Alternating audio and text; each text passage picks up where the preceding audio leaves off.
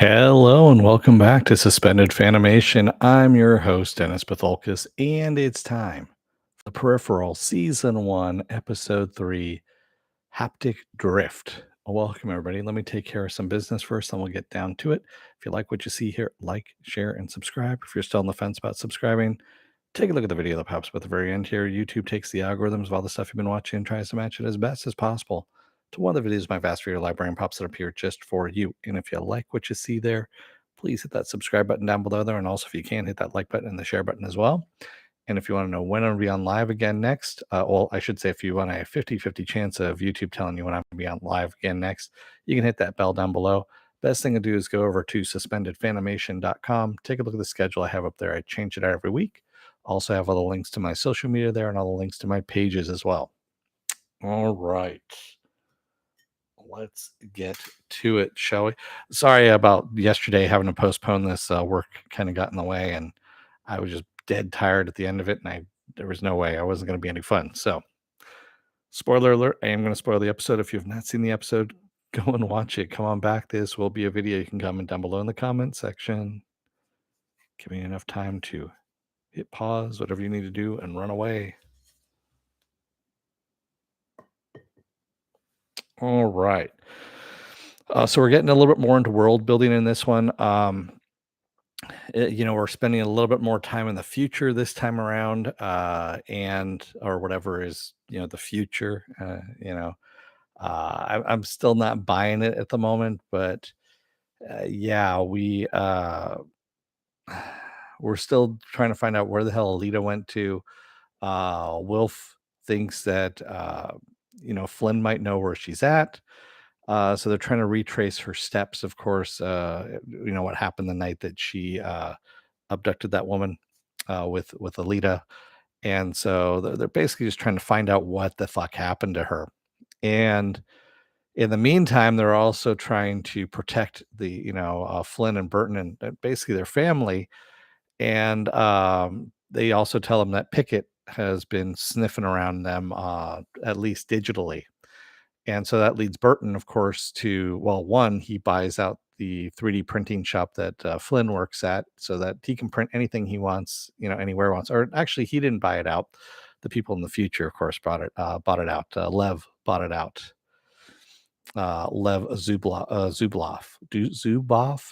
There we go.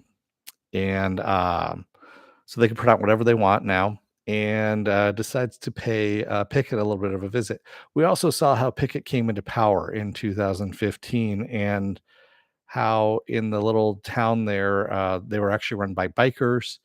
And Clayton basically just put them in a hot car, which honestly, so this is what kind of threw me off in the very beginning there. So this biker king comes into town to pick up their cars, their bulletproof cars, and they all get into three cars, like the entire gang.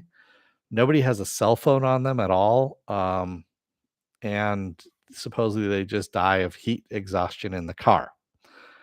Um, okay, it just seemed kind of odd. And then, of course, he took the bodies and put them on crosses and then lined them up on the road to scare away any other bikers from coming into town. Anyway, that's the pre-story of Pickett. And so Burton, of course, goes to talk to Pickett and say, "Hey, I know you're sniffing around. How much is it going to cost for you to just kind of leave us alone? And we're going to do our own thing. It's not going to encroach on yours, and we'll pay you to stay off our backs." And he says, "Or if you don't, me and my guys are going to kill you." And the way he actually put it was kind of interesting. So he's talking about the haptic system a little bit more and how um, everybody who he's served with that have linked together with that haptic system, they've shared themselves with another person. So they all have a little piece of each other within them. And as he said, Burton was saying that he walked into a bar, he saw a guy sitting on a bar stool, and he blacked out in Washington. This in Washington D.C. a few years back, and then he woke up and he was beating the fuck out of the guy, almost killed him, and realized that found out later on that one of the guys he served with, that was that guy's bully when he was a kid. And he was on the "I'm gonna fucking kill you if I ever see you again" list. And so that's what happened is he just kind of blacked out and the other guy's memories took over and took over him, which is kind of frightening when you start thinking about it, that essentially you are becoming someone else with this haptic system. In the meantime, when Flynn is going back in the peripheral, so the peripheral, of course, is being the peripheral is actually the name of the android that she is in, that she is piloting when she goes back into the future, or goes into the future, 2099. The android that she is in, and that can feel everything and all of that.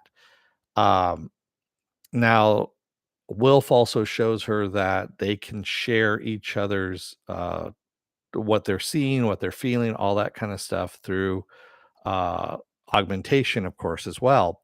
And it gets you thinking, okay, well, if that's the case, if everyone can feel what each other's feels and sees and all that kind of stuff, well, can you also basically record who a person is, basically keep them as a I don't know, like a digital soul, if you will, or a digital entity, if you will. And that's kind of where I think this is might be going. Um, and when Alita called Flynn a Polt, we finally find out what that means. Is it's short for poltergeist, which is someone who's dead in the future, of course, but they can go back into the past, of course, and interact with them this way. So yeah, it's kind of brings up some interesting questions here, as to, well, if you can digitally record someone's personality and who they are, can you resurrect them as well, as long as you have that data? So can they find Alita someplace, her data where it's stored, and kind of resurrect her, if you will? Because Wolf says something kind of interesting. When they're riding in the car and they're talking about the peripheral, what she's in, and he says, "If you prick us, do we not bleed?" Which, of course, is the line from Shakespeare, but he was in referencing to both of them, not her, as being a peripheral.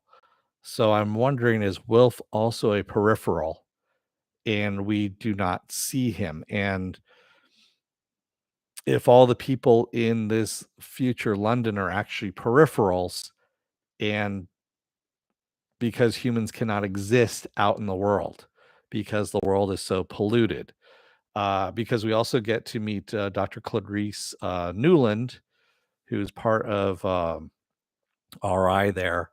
And she is looking, of course, for Alita as well, wants to know what the fuck Alita stole and what also Flynn stole. She's the one that actually puts out the contract on Flynn. And she is talking about the air scrubbers and something called jackpot, which we don't know exactly what it is, but jackpot is what has destroyed a lot of the planet, I guess. Something that we don't know exactly what it is.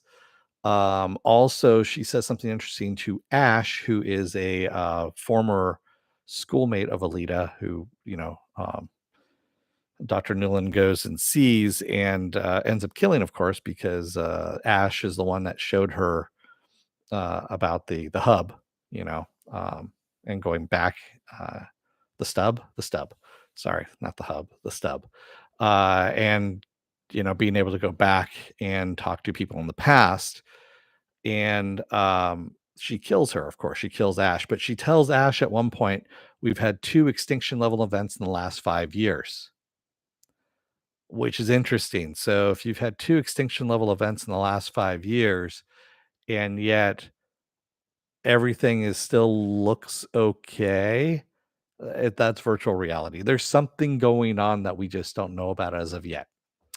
But anyway, going back into 2032, um, Burton thinks he's wrapped everything up, but Pickett, of course, enlists Jasper's help.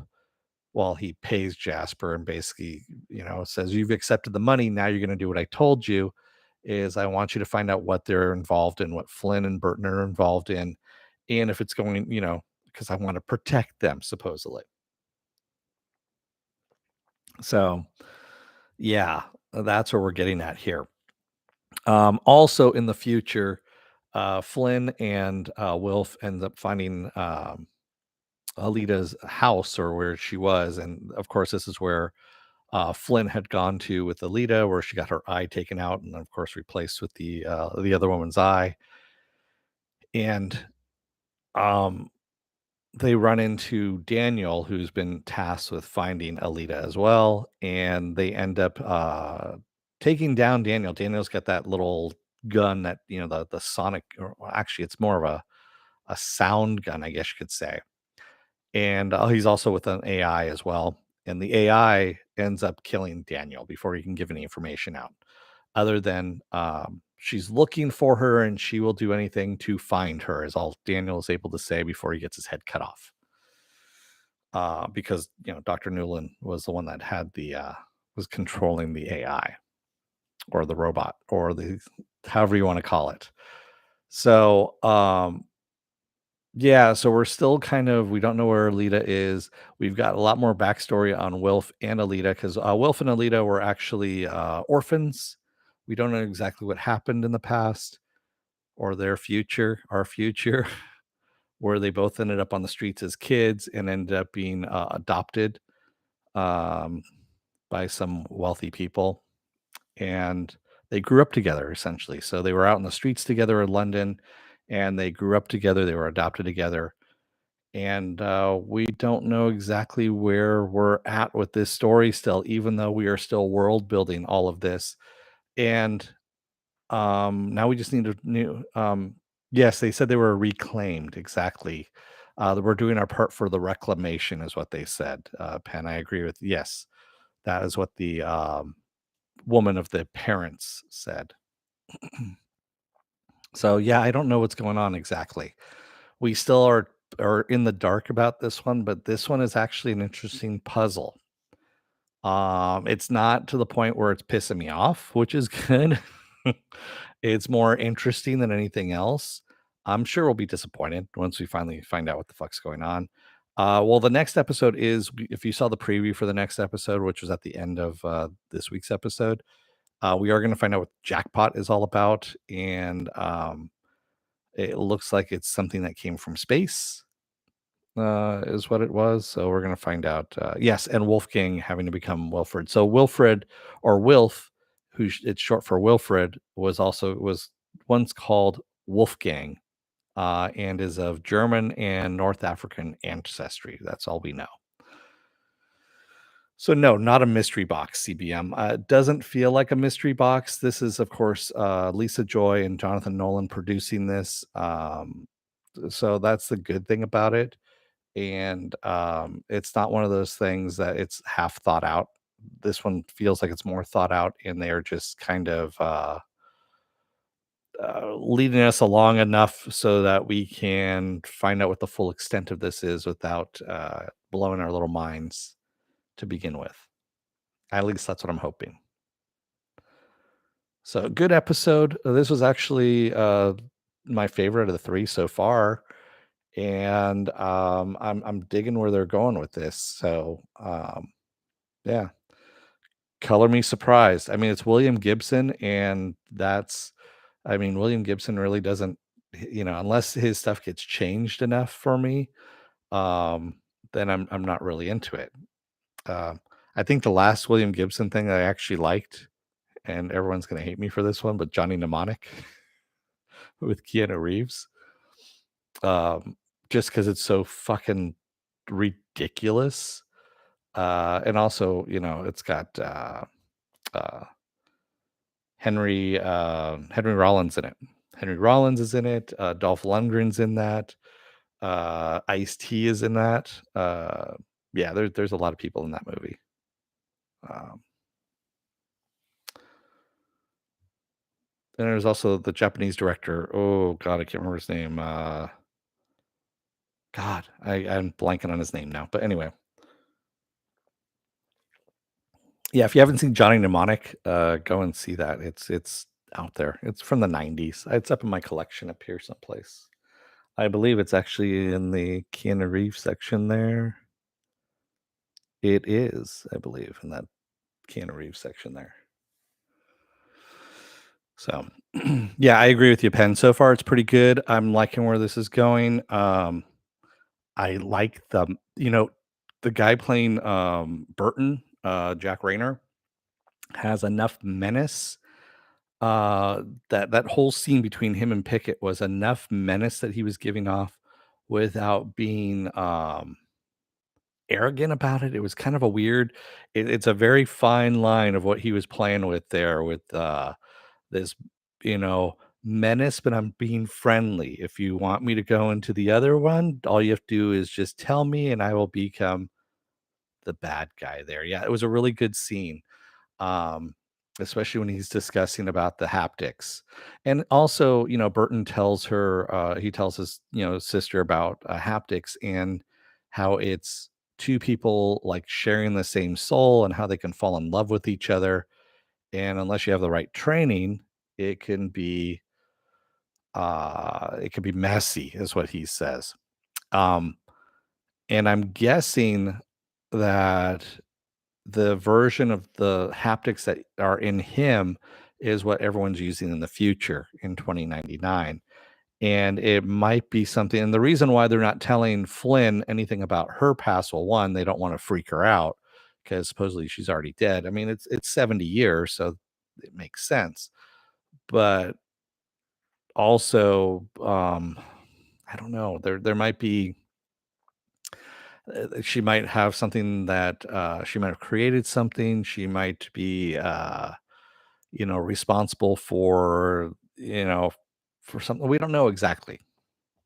So maybe she's the one that's responsible for finding Jackpot. We don't know.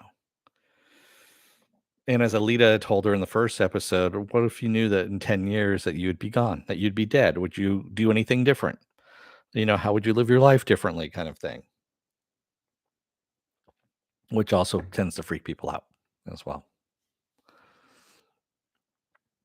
So yeah, good episode. Good series so far. Like I said, 3 episodes in, and I'm not tired of it. I'm liking where we're going. The aesthetics of it look really neat. Um, the androids, it's a unique look on the androids, even though it's still Westworld-ish in a way. Um, yeah, and I'm liking the ideas that they are putting out there at the moment, and it's getting my own ideas of like what the hell's going on here, and what is going on. That's the whole thing. We don't, what's in the box kind of thing. So, yeah, good stuff. Well, with that said, what else do I have going on for the rest of this week? Well, tomorrow is going to be an episode, the Sunday morning edition of Saturday Morning Blast Off, or take the genre news of the week and any genre stuff you guys want to talk about. We talk about it. There's a lot of stuff that's going on right now. Monday, I'm going to be off. Tuesday is going to be another episode of Is It Worth My Time? And this time around, it's going to be Tales of the Jedi, which is on Disney Plus. So that's an animated series, by the way. Tales of the Jedi. It's like 6 20-minute episodes, somewhere around there.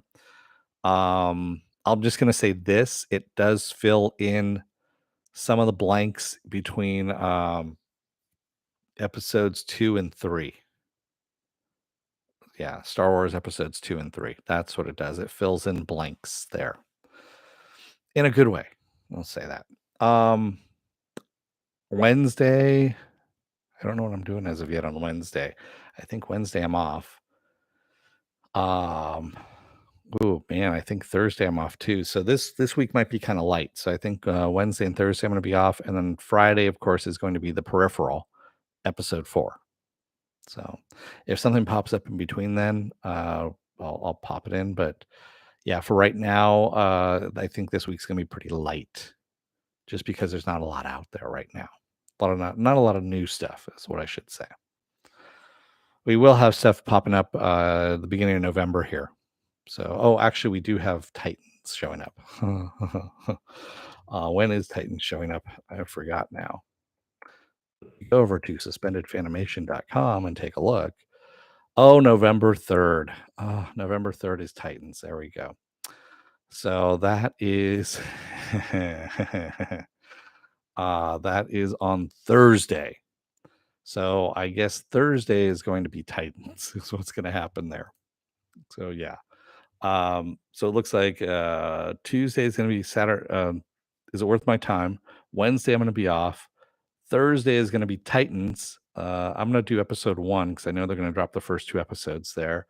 And then Friday will be the Peripheral, and then Saturday I'll do episode 2 of Titans. How's that sound? Dick jokes abound. Yes, there are dick jokes in the future. That's right. Capital D, Dick. I can't wait, and hopefully you can't either. Um, I'm gonna let you guys go. Thanks to everybody who joined me today in the chat, and thank you if you made it this far in the video. If you're still on the fence about subscribing, you know who you are out there. Take a look at the video that pops up at the very end here. YouTube takes the algorithms of all the stuff that you've been watching and tries to match it as best as possible. It's one of the videos, my vast video library, and pops it up here just for you. And if you like what you see there, please hit that subscribe button down below there. And if you can, hit that like button, the share button as well. And if you want to know when I'll be on live again next, go over to suspendedfanimation.com. Take a look at the schedule I have up there. I change it every week. Also, I have all the links to my social media there and all the links to my pages as well. All right. Thank you, everybody. I will see you guys again tomorrow for the Sunday edition of Saturday Morning Blast Off. Until then, don't let the door hit your ass on the way out. Otherwise, you may have involuntary hand cramping because of the haptic system that you've been going into the future to go and find out whatever it is that's going on, but you don't know exactly what it is. You might have stolen something. No one knows for sure. Thanks, everybody. I'll see you again tomorrow. Until then, stay safe, be well, take care, wear those masks, get those vaccine shots, get the boosters as well. They don't work without the boosters. It's going to be a nasty one this winter, supposedly. Thanks, everybody. I will see you again tomorrow. Have a good rest of your night and stay safe out there. I know it's Halloween. Well, people are partying for Halloween tonight, and Halloween's on Monday. So stay safe out there and party responsibly. Thanks, everybody. Have a good rest of your night and happy Halloween.